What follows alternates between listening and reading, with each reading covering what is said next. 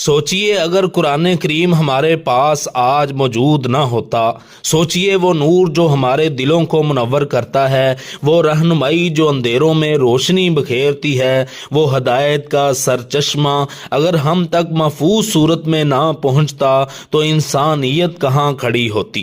قرآن مجید اللہ کی آخری کتاب ہے جو حضور صلی اللہ علیہ وسلم پر وحی کی صورت میں نازل ہوئی۔ ابتدا میں صحابہ کرام اسے زبانی یاد کرتے اور بعض آیات کو کھجور کی ٹہنیوں، پتھروں، ہڈیوں اور چمڑے پر لکھتے، لیکن قرآن کا اصل سہارا صحابہ کے سینوں میں تھا۔ رسول اللہ صلی اللہ علیہ وسلم کی وفات کے بعد جب جنگ یمامہ میں کئی حفاظ شہید ہوئے تو سیدنا عمر بن خطاب رضی اللہ تعالی عنہ نے خلیفہ اول حضرت ابو بکر صدیق کو تجویز دی کہ قرآن کو ایک جگہ جمع کیا جائے تاکہ یہ امانت ہمیشہ محفوظ رہے۔ حضرت ابو بکر صدیق رضی اللہ تعالی عنہ نے یہ ذمہ داری اٹھا لی۔ یوں قرآن کو ایک مصحف کی شکل میں جمع کر دیا گیا۔ بعد میں حضرت عثمان غنی کے دور میں جب مختلف علاقوں میں قرآن کی قرأت کے اختلافات نظر آنے لگے تو آپ نے اصل مصحف کی بنیاد پر کئی نسخے تیار کر کے مختلف علاقوں میں بھیجے۔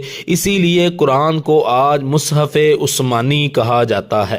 یہ اللہ تعالیٰ کی خاص حفاظت کا نتیجہ ہے کہ قرآن نہ صرف لاکھوں کے دلوں میں محفوظ ہے بلکہ ہر حرف، ہر لفظ ویسا ہی ہے جیسا 1400 سال پہلے نازل ہوا تھا۔ اللہ نے خود فرمایا اِنَّا نَحْنُ نَزَّلْنَا الذِّكْرَ وَإِنَّا لَهُ لَحَافِظُونَ، یعنی بے شک ہم نے یہ قرآن کو نازل کیا اور ہم ہی اس کی حفاظت کرنے والے ہیں۔ یہ ہے قرآن کی تدوین کی داستاں، ایک ایسی کہانی جو صرف کتاب کی نہیں بلکہ ایمان، قربانی اور حفاظت دین کی تاریخ ہے۔